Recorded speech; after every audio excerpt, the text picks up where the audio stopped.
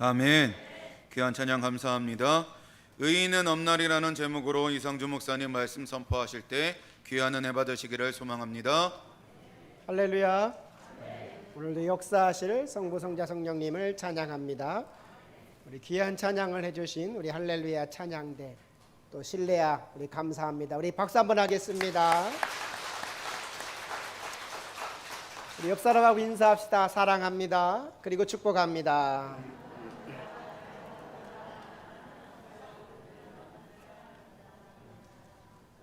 우리가 지난 시간에는 하늘 가는 길이라는 제목으로 은혜를 받았습니다.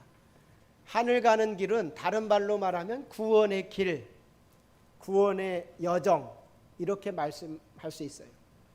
그러니까 웨슬리 목사님은 구원을 어느 한 지점으로만 얘기하지 않았다라는 거예요. 거듭남, 칭의 그것만 얘기하지 않고 구원을 과정으로 설명했어요.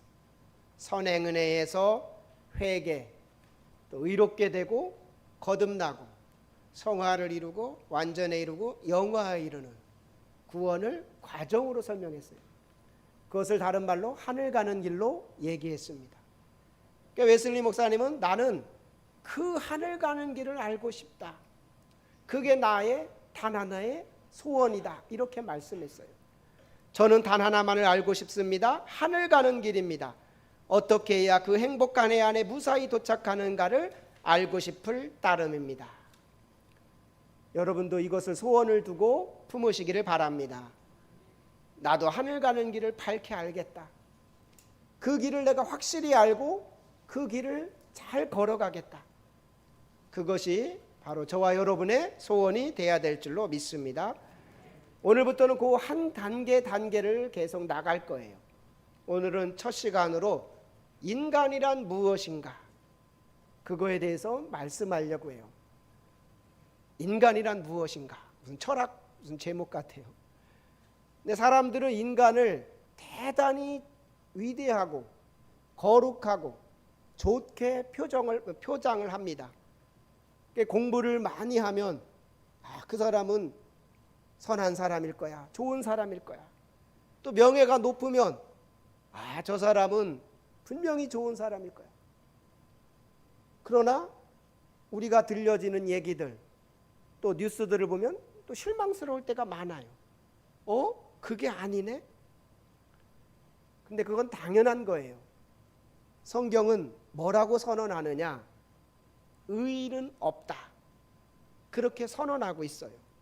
하나도 없다라는 거예요. 억울해도 어쩔 수 없어요. 하나도 없대요. 저도 아니라는 거예요. 그 말. 로마서 3장 9절에서 12절 보면 이렇게 말씀했어요. 그러면 어떠하냐? 우리는 나으냐? 결코 아니라. 유대인이나 헬라인이나 다 죄 아래 있다고 우리가 이미 선언하였느니라. 기록된 바 의인은 없나니 하나도 없으며 깨닫는 자도 없고 하나님을 찾는 자도 없고 다 치우쳐 함께 무익하게 되고 선을 행하는 자는 없나니 하나도 없도다. 의인은 하나도 없다라는 거예요. 이게 성경의 선언이에요. 성경이 거짓말할 이유가 없죠. 하나도 없다는 거예요. 그런데 하나님이 그럼 처음 만들 때부터 그럼 의인이 없었습니까? 또 그건 아니에요. 하나님이 태초에 인간을 만들 때는 선하게 만드셨어요. 의롭게 만들었어요. 다 의인으로 만들었어요. 그러나 인간이 죄를 범함으로 그 선한 것이 깨져버렸지요.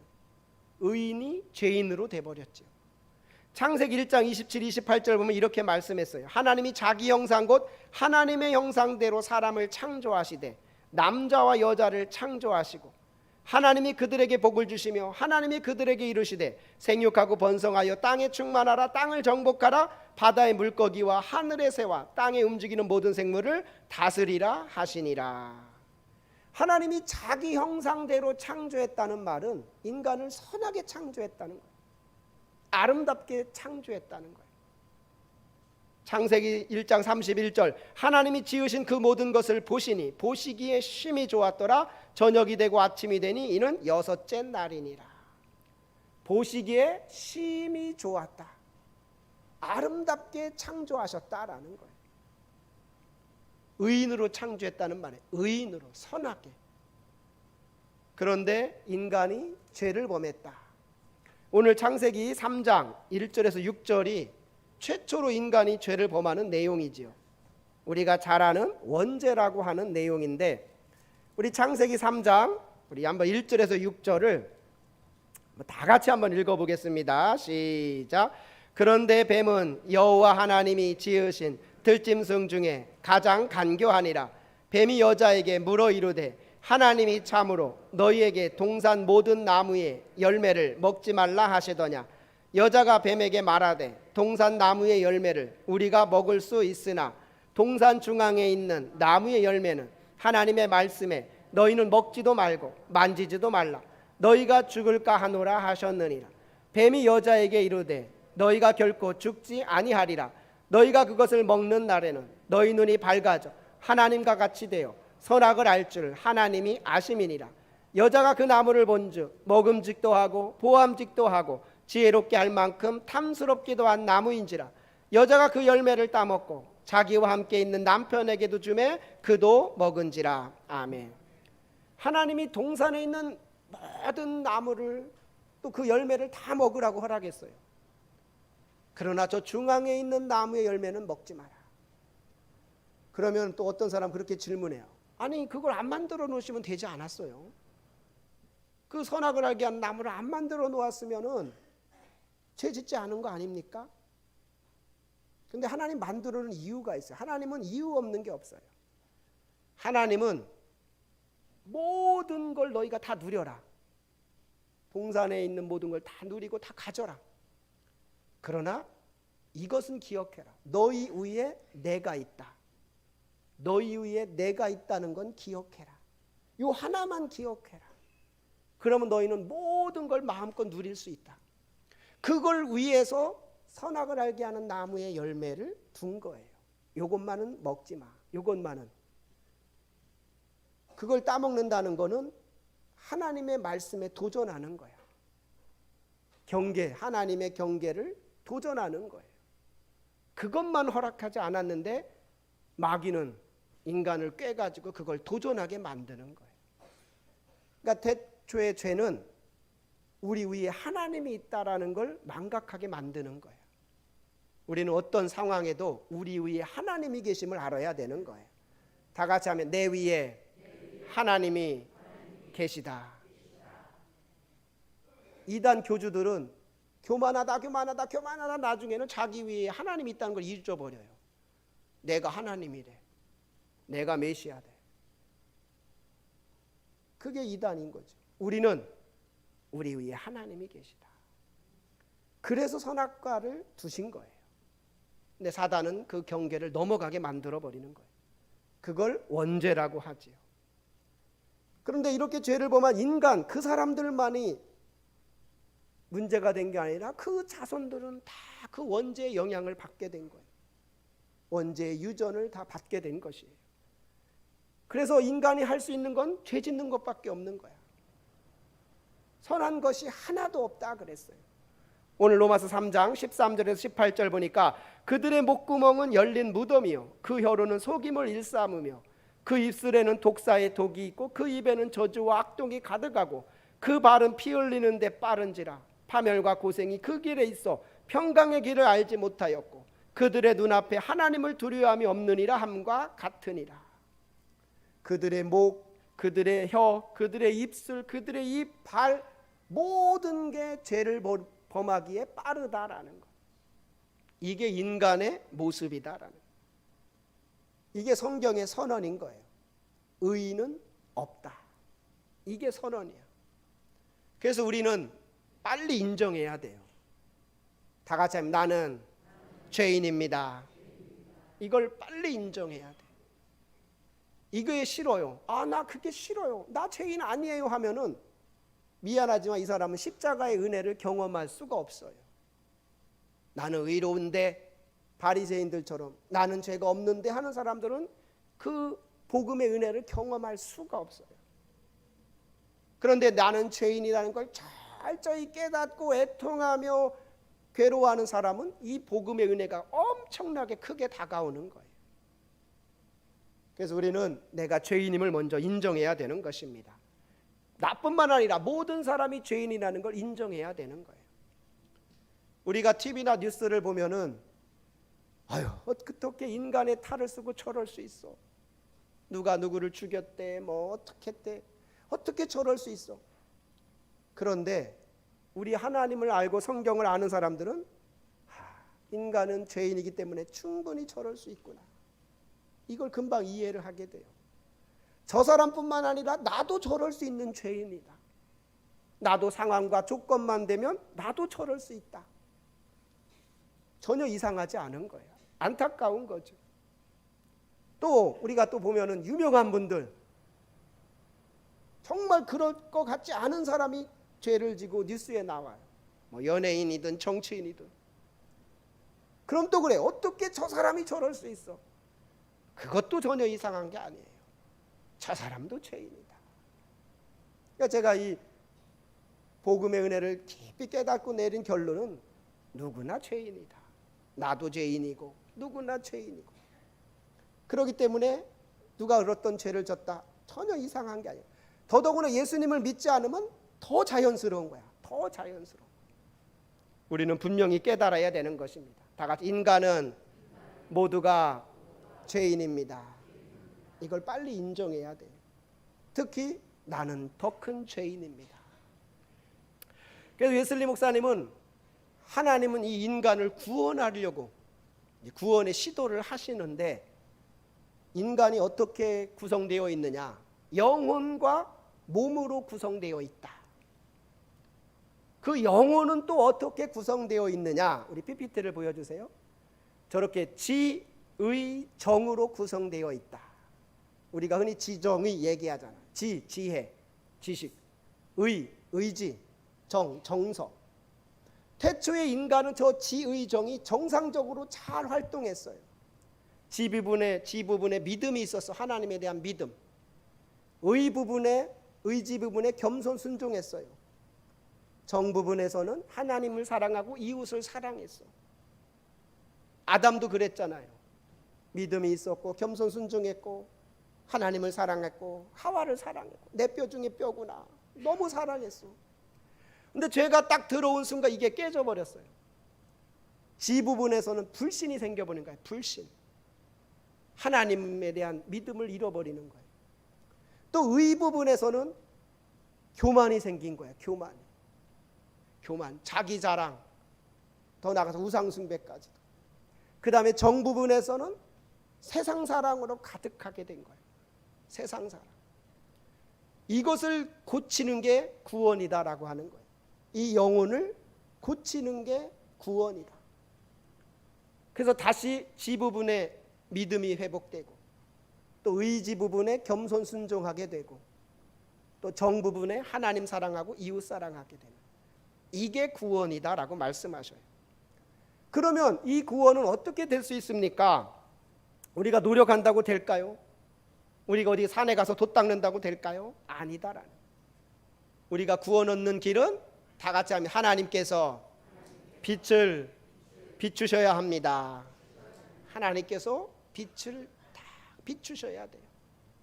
빛을 비출 때 어둠이 사라지듯이 하나님께서 빛을 비춰야 된다. 그럼 우리 하나님께서 우리 인간의 영혼 부분에 빛을 비추시는데 가장 먼저 비추는 부분이 지 부분에 빛을 비춘다라는. 지. 그러니까 지 부분에 빛을 딱 비추면은 하나님에 대한 믿음의 눈이 떠지는 거예요. 하나님이 계시구나.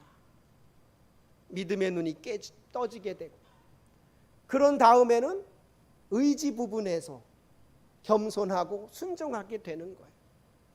하나님이 계시니 그걸 깨달으니 그 앞에 고개 숙이게 되는 거예요. 그리고 정서 부분에서 하나님을 사랑하고 이웃을 사랑하는, 이게 구원이다. 다시 한번 PPT를 띄워주시면요. 그래서 믿음이 생기고 겸손 순종하게 되고 하나님 사랑하고 이웃 사랑하는 것으로 회복되는 게 구원이다. 이렇게 얘기해요. 얼마나 이걸 과학적으로 설명하는지 몰라요. 그런데 내가 교회를 나왔는데 내가 여전히 하나님에 대한 믿음이 제대로 없어. 불신이 있어. 또 교만. 내 안에 교만이 있는 것 같아. 세상 사랑으로 가득 채. 이건 아직 영혼이 구원받았다라고 하기 어려울 수 있어요. 나 어느 순간에 하나님께서 빛을 비추셔서 나에게 믿음이 생기고 하나님에 대한 존재가 더 깨달아지고 정말 내가 죄인입니다 고백하게 되면서 겸손해지고 순종하게 되고 하나님을 사랑하게 되고 이웃을 사랑하는 이것이 바로 인간의 구원이다라는 거예요. 이렇게 구원받은 자가 영원한 하나님 나라에 들어가게 되는 거예요. 다 같이 합니다. 믿음, 겸손, 순종, 하나님 사랑, 이웃 사랑. 이게 구원받은 자의 상태다라는 거예요. 바라기는 저와 여러분이 이런 상태가 되기를 축원합니다. 그럼 이렇게 되지 못하면 어떻게 되나요? 그 영혼이 구원받지 못하면 심판을 받게 되는 거죠. 요한계시록 20장 12절 또 내가 보니 죽은 자들이 큰 자나 작은 자나 그 보좌 앞에 서 있는데 책들이 펴 있고 또 다른 책이 펴졌으니 곧 생명책이라 죽은 자들이 자기 행위를 따라 책들에 기록된 대로 심판을 받으니 누구나 영혼이 구원받지 못하면 영혼이 이렇게 회복되지 못하면 심판을 받을 수밖에 없다라는 거예요. 아무리 뛰어나고 아무리 세상적으로 잘 나가도 심판을 피할 길이 없다. 그래서 우리가 이 구원받기 위한 첫 시작은 내가 죄인임을 인정하는 거예요. 다 같이 하면 나는 죄인입니다. 하나님 앞에 정말 나와서 주님 나는 죄인입니다. 새벽마다 주님 나는 죄인입니다. 만약에 내가 그걸 모르겠으면 하나님 나에게 빛을 비춰주세요. 하나님 빛을 비춰주세요. 그래서 이렇게 거듭난 분들의 간증을 들어보면 공통적인 게 있어요. 어느 순간에 하나님께서 딱 빛을 비추시면 내가 과거에 내가 어떤 죄인이라는 게 막 필름처럼 지나간대. 그러면서 막 애통하게 되는 거예요. 주님 내가 죄인입니다. 그게 몇 날 며칠이 갈 수 있는 거예요. 눈물을 흘리면서 주님 내가 죄인입니다. 내가 교만했었습니다. 내가 세상을 더 사랑했습니다. 가장 큰 죄인은 내가 하나님을 불신했습니다. 내가 하나님을 몰라봤습니다. 그렇게 오랫동안 정말 회개의 시간을 갖더라고요. 그 다음에 하나님께서 그런 자에게 은혜를 베푸시는 거예요. 그 다음 단계 칭의의 은혜를 베풀어 주시고 너의 죄를 내가 다 용서했다. 너의 죄를 내가 다 사했다. 또 어느 순간에 너는 나의 사랑하는 자녀다. 이런 음성을 듣는 거예요. 제가 지난주에도 이선희 교수님하고 우리 같이 공부하는 팀에서 이렇게 줌으로 공부하는데 본인 간증을 하시더라고요. 그분이 목원대 교수로 갔을 때 얼마나 자기가 막 교만했는지 언제 어느 순간 하나님 이걸 막 깨트리시더라는 거예요. 그리고 자기가 죄인이라는 걸 막 깨닫게 하시는데 감당할 수 없더래. 자기가 신학교 때부터 또 유학 가서 또 교수로 와 있는 동안에 자기가 지었던 죄들이 막 지나가는데 막 미치겠더라는 거죠. 그 교회 와가지고 그렇게 막 통곡하면서 교수가 42살 때 주님 나는 죄인입니다. 죄인입니다 그랬던 거예요. 그렇게 어느 정도 한참 하는데 또 하나님께서 그 다음 단계를 환상 기도하는데 환상 같은 것이 보이면서 내가 그냥 시체처럼 있더래. 시체처럼 교회에. 그러면서 그런 마음을 주시더래. 이게 너다. 시체라는 거야 시체. 그러니 주님 나는 저런 죄인이네요. 그러면서 또 막 애통하고 회개하는데 하나님 환상 같은 게 이렇게 보여지면서 십자가 강대상에서 구멍이 뻥 뚫리더래. 그러면서 거기서 생수가 막 나오더래. 그러면서 자기한테 막 그게 오니까 자기가 막 기도하다가 움찔하고 뒤로 물러섰대. 그러면서 이제 막 그 생수가 씻겨지는 또 은혜를 또 경험하고 하얀 손이 나오면서 그런 자기를 다 씻겨주시더래요. 씻겨주시더래요. 너는 이제 새로워졌다. 너는 이제 새로워졌어. 그리고 자기가 교회 밖을 나오는데 막 세상이 달리 보이더라고요. 하늘의 별이 달리 떠 보이고. 그래서 자기가 42살에 자기가 거듭났습니다. 그걸 이렇게 눈물 흘려가며 이렇게 간증을 하시면 저는 몇 번 들었어요. 하나님이 저렇게 만들어 가시는구나. 저렇게. 그게 하나님의 놀라운 섭리구나. 우리는 가면을 벗어야 되는 거예요. 내가 그럴싸한 사람입니다. 체면을 버려야 되는 거예요. 사람들 앞에는 못할지라도 주님 앞에 왔을 때 주님 나는 죄인입니다. 새벽에 주님 나는 죄인입니다. 애통해야 되는 거예요. 모르겠으면 하나님 빛을 비춰주세요. 내가 죄인이라는 걸 깨닫게 해주세요. 그럼 어느 순간에 하나님께서 우리에게도 필름처럼 다 지나가게 하실 거예요. 내가 어렸을 때부터 지금까지 지었던 많은 죄들, 그걸 가지고 우리가 꼭 애통하는 시간을 가져야 돼요. 그 다음에 하나님은 죄 씻음의 은혜, 제사함의 은혜부터 시작해서 칭의의 은혜, 거듭남의 은혜를 허락하시고 성화의 은혜, 완전의 은혜까지 가는 거예요. 이게 웨슬리 신학인 거예요. 그래서 우리는 이 사순절을 보내고 있죠. 숙제를 드리는 거예요. 단계 숙제를 잘 따라 하셔야 돼요. 이번 주는 더 새벽 예배 나오세요. 아멘. 더 새벽 예배 나오시고 혹시 멀어서 못 오면 집에서라도 주님 내가 죄인입니다. 깨닫게 해주세요. 주님 빛을 비추셔서 내가 얼마나 교만한 자인지, 내가 얼마나 불신한 자였는지, 얼마나 세상을 사랑한 자였는지 깨닫게 해주세요. 그렇게 하나님 앞에 기도할 때 하나님께서 우리를 깨닫게 하여 주시고 그 다음 구원의 은혜로 인도하실 줄로 믿습니다. 베드로도 처음에는 나는 죄인이라고 생각 안 했을 때 예수님을 만나자 그가 고백했어요. 나는 죄인으로소이다. 누가복음 5장 8절 시몬 베드로가 이를 보고 예수의 무릎 아래 엎드려 이르되 주여 나를 떠나소서 나는 죄인으로소이다. 나는 죄인입니다. 바리새인과 서기관들은 나는 죄가 없어, 나는 의로와, 나는 저것들과 같지 않아. 근데 세리와 창녀들은 나는 죄인입니다. 나는 죄인입니다. 근데 하나님은 그런 자들이 하나님 나라가 가깝다라는 거, 그런 자들이 구원의 길에 들어섰다라고 말해요. 이게 놀라운 비밀이에요. 그러니까 교회는 의인이 오는 데가 아니에요. 나는 의로워요. 그 사람들은 교회에 올 필요가 없어요. 뭐 의로운데 뭐하러 와요? 나는 죄인입니다. 이런 사람들이 교회에 오는 거예요. 주님, 나는 죄인입니다. 그리고 와서 주님의 은혜로 용서함을 받고 또 주님께 나와서 성령의 증언을 받아 내가 너를 사랑한다. 너는 나의 자녀다. 그런 사람들이 기쁨으로 돌아가는 거예요. 나 구원받았네. 나 구원받았네. 저는 이 사순절에 우리 구로동교회 모든 성도님들이 이런 은혜를 경험하게 되기를 축원합니다. 저도 다시 그 은혜를 다시 하나하나 밟아가려고 해요. 다시 나는 뭐 구원받았으니까 나는 여기, 저도 다시 시작하는 거예요. 그 단계마다. 첫 단계는 다 같이 합니다. 주여 나는 죄인입니다.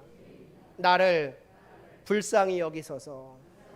나를 구원하소서. 요것만 기도하면 돼요. 한 주간은 숙제. 주님 나는 죄인입니다. 주님 나를 불쌍히 여기소서. 주님 나를 구원하소서. 하나님께서는 지금 그 한 사람을 구원하기를 원하시는 거예요. 죄인 한 사람을 구원하시기를 원하시는 거예요. 그 이선희 교수라는 분이 한 사람이 그렇게 구원받으니 얼마나 많은 사람들에게 선한 영향력을 끼쳤는지. 저는 그분한테 수업을 배운 적이 없어요. 근데 코로나 때 우연치 않게 하나님께서 줌으로 그분하고 공부하게 하시면서 웨슬리를 다시 공부하게 되면서 저 인생을 다시 한번 돌아보게 되고 점검하게 되는 그런 시간이고 아직도 진행 중이에요. 바라긴 우리가 내가 죄인임을 깨닫고 정말 주님 앞에 진정으로 회개하는, 그래서 하늘 가는 길에 들어서는 저와 여러분이 되기를 바랍니다. 기도하겠습니다. 저는 단 하나만 알고 싶습니다. 하늘 가는 길입니다. 어떻게 해야 그 행복한 해 안에 무사히 도착하는가를 알고 싶을 따름입니다. 하나님, 우리가 하늘 가는 길을 잘 갈 수 있게 하여 주옵소서. 먼저 내가 죄인임을 깨닫게 하여 주시고 하나님 앞에 나와 주여 내가 교만한 자입니다. 내가 불순종한 자입니다. 세상 사랑으로 가득한 죄인입니다. 내가 죄인 중에 괴수입니다. 진정으로 고백하게 하여 주옵소서. 하나님 빛을 비춰주셔서 내가 죄인임을 깨닫게 하여 주시고 내가 구원받지 않으면 안 되는 존재임을 깨닫게 하여 주옵소서. 이 사순절에 이러한 구원의 은혜가 우리 고려동 교회에 넘쳐나게 하여 주옵소서. 감사를 드리며 우리 주 예수 그리스도의 이름으로 기도하옵나이다.